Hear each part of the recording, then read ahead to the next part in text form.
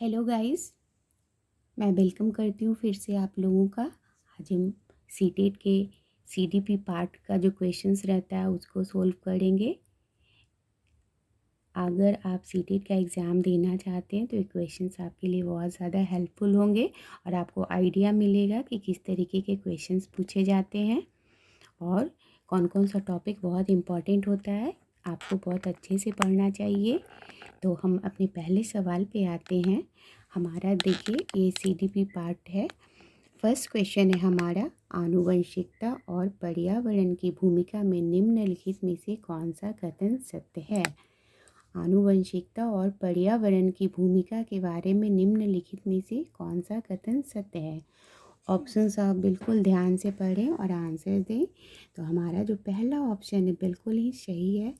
विकास के कुछ पहलू आनुवंशिकता और कुछ अन्य पर्यावरण से अधिक प्रभावित होते हैं। बिल्कुल। हम अपने नेक्स्ट क्वेश्चन की ओर आते हैं। सेकंड क्वेश्चन है हमारा, पियाजे की थियरी से बहुत ही इम्पॉर्टेंट टॉपिक है। आपको इसकी तैयारी बहुत अच्छी से करनी होगी अगर आप बाल विकास और शिक्षा शास्त्र में अच्छा स्कोर करना चाहते हैं। तो क्वेश्चंस देखते हैं। निम्नलिखित में से कौन सा कथन पियाजे के सिद्धांत के अनुसार कहा नहीं जा सकता।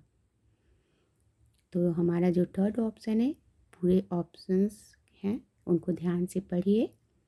निरंतर अभ्यास से अधिगम होता है। Learning takes place through constant practice. निरंतर अभ्यास से अधिगम होता है, ये ऑप्शन सही है।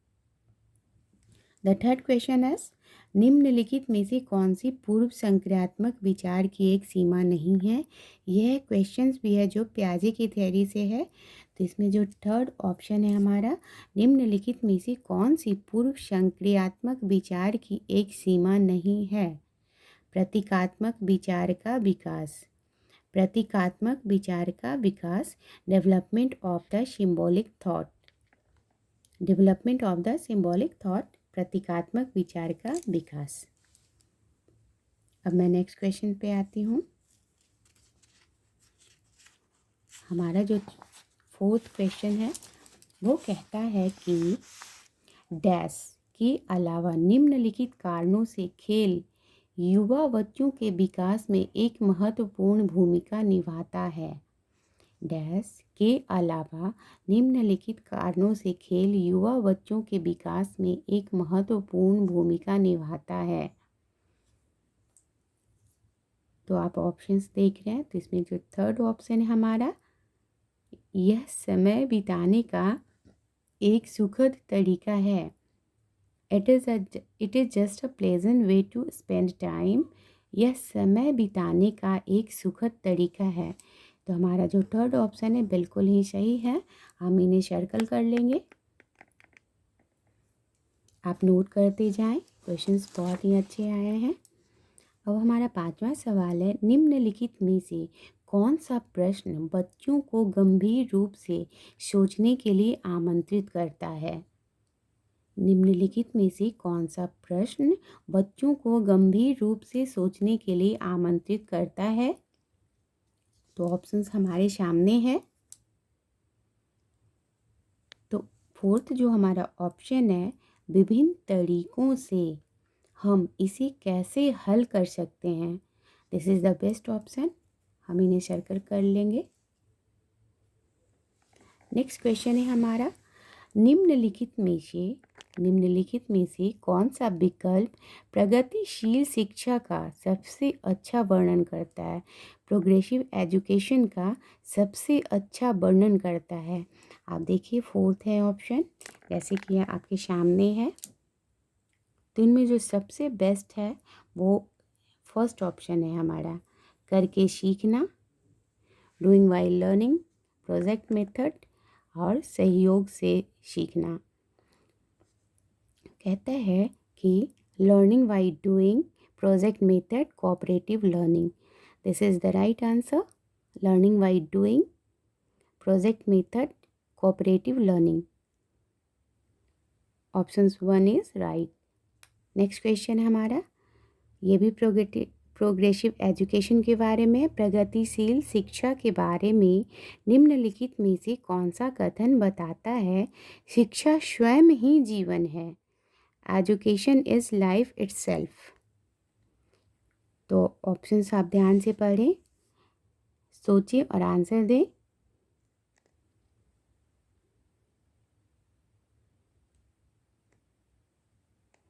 इसका जो सही आंसर होगा वो होगा third. Education in schools should reflect the social and natural world. स्कूलों में शिक्षा सामाजिक और प्राकृतिक दुनिया को प्रतिबिंबित करे।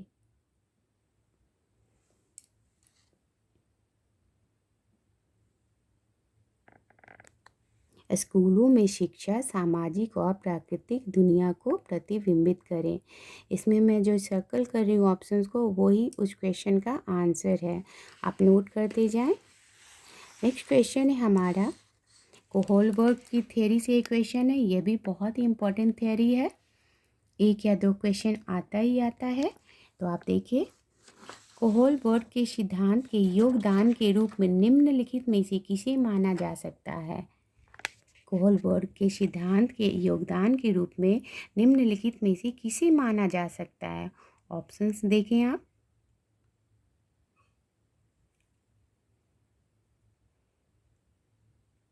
आपने अब कर लिया होगा। तो हमारा जो पहला ऑप्शन है ये सही है। उनके सिद्धांत ने संज्ञानात्मक परिपक्वता और नैतिक परिपक्वता के बीच उनके सिद्धांत ने संज्ञानात्मक परिपक्वता और नैतिक परिपक्वता के बीच एक सहयोग का समर्थन किया है। His theory has supported an association between cognitive maturity and moral maturity. This option is right. कोहोलबर्ग के सिद्धांत से ये क्वेश्चन है, बहुत ही इम्पोर्टेंट है।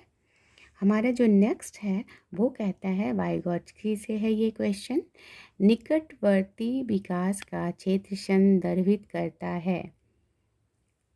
Zone of proximal development refers to. तो हमारा जो ऑप्शन है, ऑप्शंस आप चार हैं, ऑप्शंस ध्यान से इन्हें पढ़ें, देन आंसर। तो हमारा जो थर्ड ऑप्शन है बिल्कुल सही है। A context in which children can almost perform a task on their own with the right level of support. एक संदर्भ को जिसमें बच्चे सहयोग के सही स्तर के साथ कोई कार्य लगभग स्वयं कर सकते हैं। एक संदर्भ को जिसमें बच्चे सहयोग के सही स्तर के साथ कोई कार्य लगभग स्वयं कर सकते हैं। हमारा जो 9th क्वेश्चन है उसका थर्ड ऑप्शन है बिल्कुल सही है। हमारा नेक्स्ट क्वेश्चन है, बहुत ही आसान है, कॉमन सेंस से आपको आंसर देना। एक उभयलिंगी व्यक्तित्व एंड्रोजीनस पर्सनालिटी। जो ऑप्शन है आप ध्यान से पढ़ें कि इसमें कौन सा सही है। तो हमारा जो दूसरा ऑप्शन है, एक उभयलिंगी व्यक्तित्व, दूसरा ऑप्शन है हमारा में आम तौर पर माने गए मर्दाना और स्त्री गुणों का समायोजन होता है। Has a balance of what are generally considered masculine and feminine traits. मैंने जो आंसर इसके सही है उसमें सर्कल बना दिया है, आप नोट कर लें।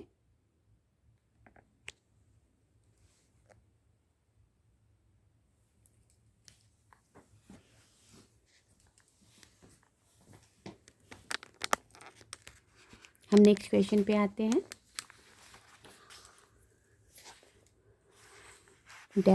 बच्चे को छोड़कर अन्य सभी के द्वारा लिंग भूमिकाएं ग्रहण करते हैं। बच्चे को छोड़कर अन्य सभी के द्वारा लिंग भूमिकाएं ग्रहण करते हैं। मीडिया, समाजीकरण, संस्कृति, ट्यूशन। बच्चे डैश को छोड़कर अन्य सभी के द्वारा लिंग भूमिकाएं ग्रहण करते हैं। तो हमारा जो ट्यूटरिंग है, ट्यूशन है, वो बिल्कुल सही ऑप्शन है। हम नेक्स्ट देखेंगे, मानकीकृत परीक्षणों की आलोचनाओं में से एक यह है कि ऑप्शंस, वे मुख्य रूप से मुख्य धारा की संस्कृति का प्रतिनिधित्व करते हैं और इसलिए पक्षपाती हैं। मानकीकृत परीक्षणों की आलोचनाओं में से एक यह है कि डैश, जो ऑप्शंस हैं उनमें पहला ऑप्शन है सही है, वे मुख्य रूप से मुख्य धारा की संस्कृति का प्रतिनिधित्व करते हैं और इसलिए पक्षपाती हैं। नेक्स्ट क्वेश्चन है हमारा, एकाधिक बुद्धिमानी का सिद्धांत कहता है कि the theory of multiple intelligence says that, बुद्धि तेजी से बढ़ाई जा सकती है, बुद्धि कई प्रकार की हो सकती है, पेपर पेंसिल परीक्षण सहायक नहीं है। ये जो हमारा चौथा ऑप्शन है, प्रभावी अध्यापन के द्वारा बुद्धि बढ़ाई जा सकती है। तो हमारा जो सेकंड ऑप्शन है बिल्कुल सही है। एकाधिक बुद्धिमानी का सिद्धांत कहता है multiple intelligence says that intelligence can be of several kinds. Yes, बुद्धि कई प्रकार की हो सकती है। तो हमारा जो सेकंड ऑप्शन है बिल्कुल सही है। हम मूव करते हैं नेक्स्ट क्वेश्चन पे। 14th क्वेश्चन पे हम आते हैं, शिक्षक सीखने के लिए मूल्यांकन और सीखने के मूल्यांकन दोनों का उपयोग कर सकते हैं। शिक्षक सीखने के लिए मूल्यांकन और सीखने के मूल्यांकन दोनों का उपयोग कर सकते हैं।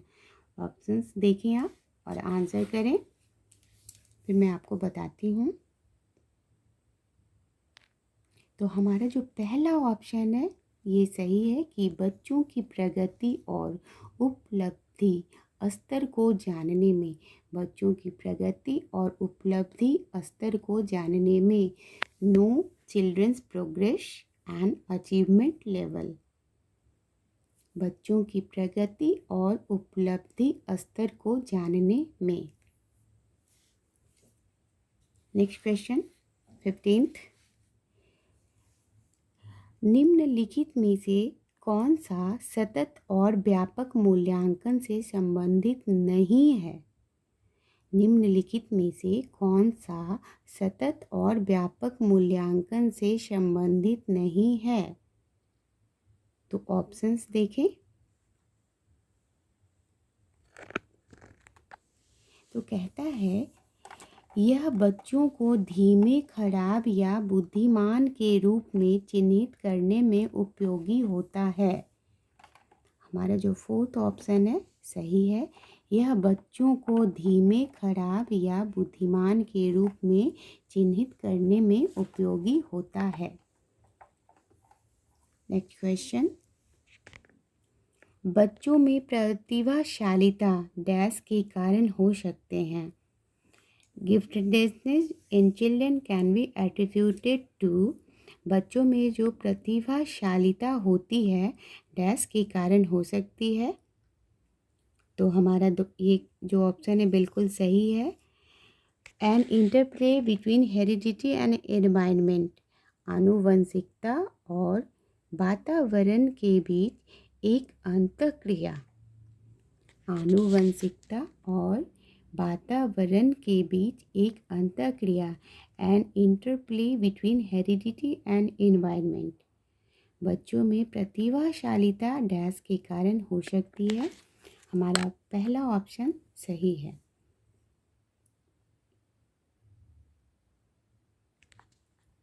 हम नेक्स्ट देखते हैं 17, कहता है कि सामाजिक आर्थिक रूप से वंचित पृष्ठभूमि से आने वाले बच्चों को कक्षा के माहौल की आवश्यकता होती है जो जो चिल्ड्रेन ऐसे जगह से आते हैं जिनको सामाजिक आर्थिक रूप से वंचित रखा गया, उनकी जो पृष्ठभूमि होती है, तो बच्चों को कक्षा के माहौल की आवश्यकता होती है, जो उन्हें क्या सिखाता है। तो ऑप्शंस में सबसे बेस्ट है सेकंड वाला, उनकी सांस्कृतिक और भाषाई ज्ञान को महत्व देता है तथा उनका उपयोग करता है। सामाजिक आर्थिक रूप से वंचित पृष्ठभूमि से आने वाले बच्चों को कक्षा के माहौल की आवश्यकता होती है, जो उनकी सांस्कृतिक और भाषाई ज्ञान को महत्व देता है तथा उनका उपयोग करता है। हमारा जो नेक्स्ट है,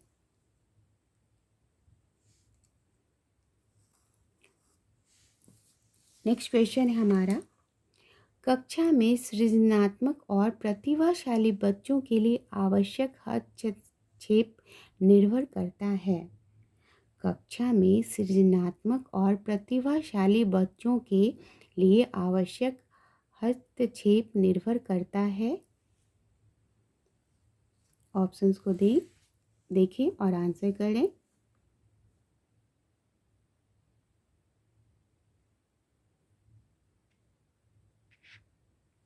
इनमें जो हमारा पहला ऑप्शन है सही है, शिक्षक द्वारा अनुकूलित और प्रेरक निर्देशन तरीकों के उपयोग पर। अब हम नेक्स्ट क्वेश्चन देखते हैं। अति संवेदनशील बच्चों को सीखने में मदद करने के लिए निम्नलिखित में से कौन सा तरीका उपयुक्त तरीका नहीं है।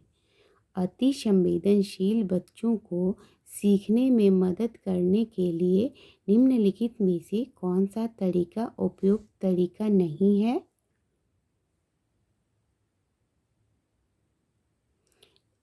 हमारा जो चौथा ऑप्शन है, कहता है बेचैन होने पर अक्सर उन्हें फटकार लगाना। अति संवेदनशील बच्चों को सीखने में मदद करने के लिए ये तरीका उपयुक्त नहीं है, ये उपयुक्त तरीका नहीं है। बेचैन होने पे अक्सर उन्हें फटकार लगाना। हमारा 20वां सवाल है, अलग अलग सोच वाले पैटर्न उन बच्चों की पहचान करते हैं जो अलग अलग सोच वाले पैटर्न उन बच्चों की पहचान करते हैं जो patterns of divergent thinking identify children who are creative, सृजनात्मक है।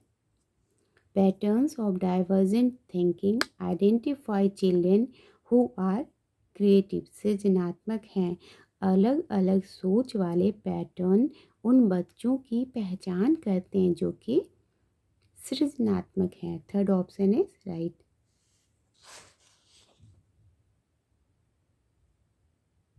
हम नेक्स्ट क्वेश्चन पे मूव करते हैं।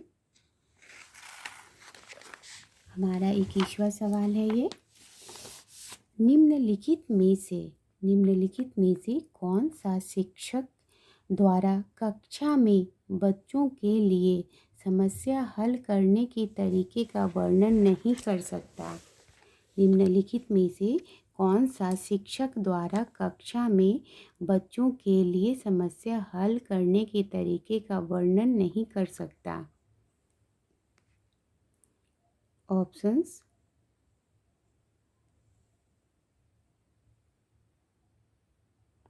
Ask questions with convergent answers.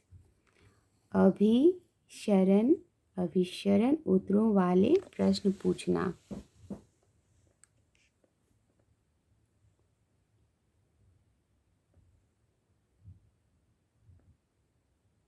Fourth option है हमारा बिल्कुल सही। हम नेक्स्ट क्वेश्चन देखते हैं। निम्नलिखित में से कौन सा एक संवेग है। Which one of the following is an emotion, memory, fear, attention, stimulus. हमारा जो फियर है ये एक संवेग है, इमोशन है। निम्नलिखित में से कौन सा एक संवेग है? Which one of the following is an emotion? Fear, डर। हमारा जो नेक्स्ट क्वेश्चन है वो कहता है, एक 3 साल का बच्चा बताता है कि दूध बूथ पर एक मशीन द्वारा दूध का उत्पादन होता है।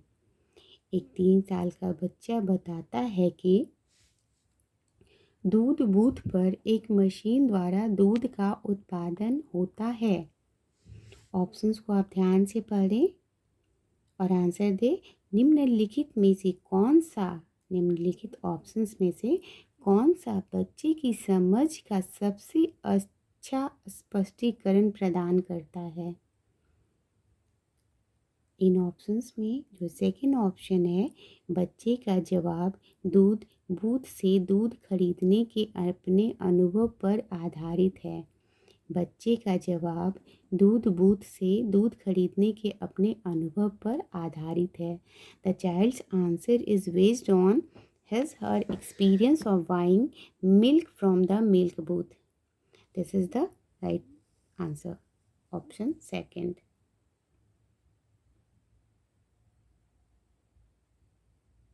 हम नेक्स्ट क्वेश्चन पे आते हैं। हमारा 24th क्वेश्चन है, निम्नलिखित में से कौन सा शिक्षक की भूमिका का सबसे अच्छा वर्णन करता है? ऑप्शंस 4 दिए गए हैं आपको। आप उनमें से बताइए कि निम्नलिखित में से कौन सा टीचर्स के रोल को बेस्ट डिस्क्राइब करता है, कौन सा शिक्षक की भूमिका का सबसे अच्छा वर्णन करता है?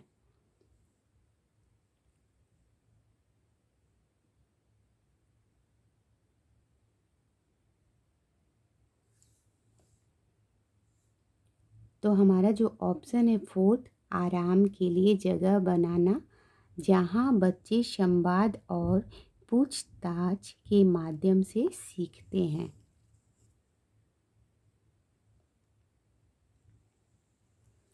Creating a relaxed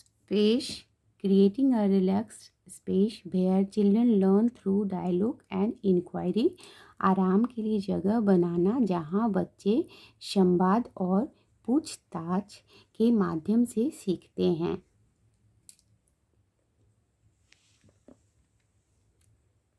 हमारा नेक्स्ट क्वेश्चन है, निम्नलिखित में से कौन सी कक्षा समृद्ध शिक्षा को प्रोत्साहित करती है? Which one of the following classrooms encourages rich learning? Rich learning को कौन सा एनकरेज करती है, कौन सी कक्षा? ऑप्शंस को बहुत ध्यान से पढ़ें तभी आंसर करें।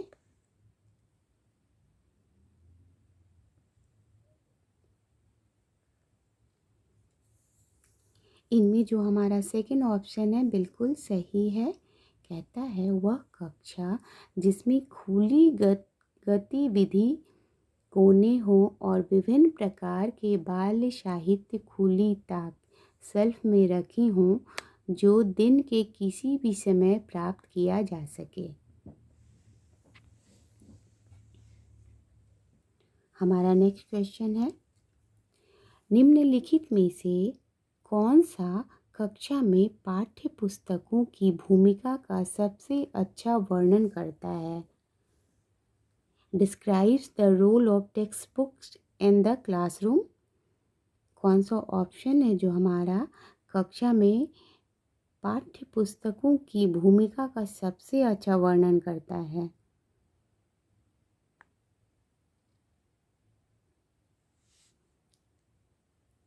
हमारा जो पहला ऑप्शन है कहता है they are one of the resource and reference materials available in the class. वे कक्षा में उपलब्ध संसाधन और संदर्भ सामग्री में से एक हैं। वे कक्षा में उपलब्ध संसाधन और संदर्भ सामग्री में से एक हैं। अब हम देखेंगे नेक्स्ट क्वेश्चन 27 जो है हमारा, कहता है राष्ट्रीय पाठ्य चर्चा फ्रेमवर्क 2005 ने अपनी समझ डैश से प्राप्त की है। जो NCF 2005 है डिराइव्स इट्स अंडरस्टैंडिंग फ्रॉम। राष्ट्रीय पाठ्य चर्चा फ्रेमवर्क 2005 ने अपनी समझ किसे प्राप्त की है? रचनावाद से। This is the right option, रचनावाद। हमारा नेक्स्ट क्वेश्चन है, कक्षा में बच्चों को प्रेरित समझा जा सकता है यदि आप the children in a class can be considered to be motivated if. कक्षा में बच्चों को प्रेरित समझा जा सकता है यदि। इनमें सबसे बेस्ट ऑप्शन ये, वे शिक्षक से स्पष्टीकरण प्राप्त करने के लिए प्रश्न पूछते हैं। वे शिक्षक से स्पष्टीकरण प्राप्त करने के लिए प्रश्न पूछते हैं। Option 4 is right. निम्न 29th क्वेश्चन है हमारा, कहता है निम्नलिखित में से कौन सा बच्चों में अधिगम में सुधार करने के लिए सबसे अधिक उपयुक्त है? Which one of the following is the most suitable to improve children's learning? Children's learning के लिए सबसे अच्छा क्या है? तो कहता है हमारा, इतने सारे ऑप्शंस है, 4 ऑप्शंस है, बहुत ध्यान से इन्हें पढ़े, आंसर करें। निम्नलिखित में से कौन सा बच्चों में अधिगम में सुधार करने के लिए सबसे अधिक उपयुक्त है?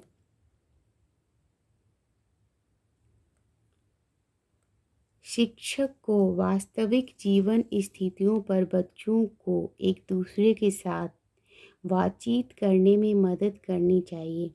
शिक्षक को वास्तविक जीवन स्थितियों पर बच्चों की एक दूसरे के साथ बातचीत करने में मदद करनी चाहिए। Teachers should facilitate children to interact with each other on real life situations. Guys, मैं आपसे एक बात और कहना चाहूँगी, इतने सारे क्वेश्चंस मैंने करवाए। अगर आपको किसी तरीके का डाउट है या आपके कुछ क्वेश्चंस हैं तो कमेंट के थ्रू आप मुझसे क्वेश्चंस पूछ सकते हैं। मैं इसका आंसर दूंगी, आपको कमेंट के थ्रू दूंगी। और वीडियो पसंद आ रहा तो लाइक कर दीजिए। अगर आप नए हैं मेरे चैनल को सब्सक्राइब कर लीजिए।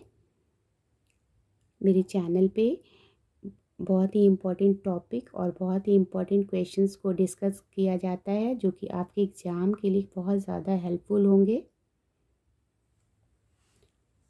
तो हम नेक्स्ट क्वेश्चन पे आते हैं। This is the last question of this session. तो कहता है, अनुशासन डिसिप्लिन जो अधिगम वातावरण में एक महत्वपूर्ण भूमिका निभाता है, किस तरह की मदद करता है? अनुशासन जो अधिगम वातावरण में एक महत्वपूर्ण भूमिका निभाता है, किस तरह की मदद करता है? आप वीडियो तो देखते हैं पर लाइक नहीं करते हैं। गाइस प्लीज़ लाइक करें ताकि मैं मोटिवेटेड रहूं और आपके लिए और अच्छी अच्छी वीडियो ला सकूं। तो ऑप्शंस आप ध्यान से पढ़ें। बच्चों को अपनी शिक्षा को विनियमित और मॉनिटर करने के लिए, चुप्पी साधे रहने के लिए, शिक्षकों को निर्देश देने में, बच्चों को उनके पाठ रटकर याद करने में। डिसिप्लिन जो है अधिगम वातावरण में एक महत्वपूर्ण भूमिका निभाता है, किस तरह की मदद करता है? Children to regulate and monitor their own learning.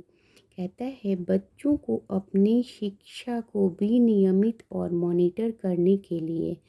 Children to regulate and monitor their own learning. आज का सेशन मैं यहीं पे ख़त्म करती हूँ। Thanks for watching. Thank you.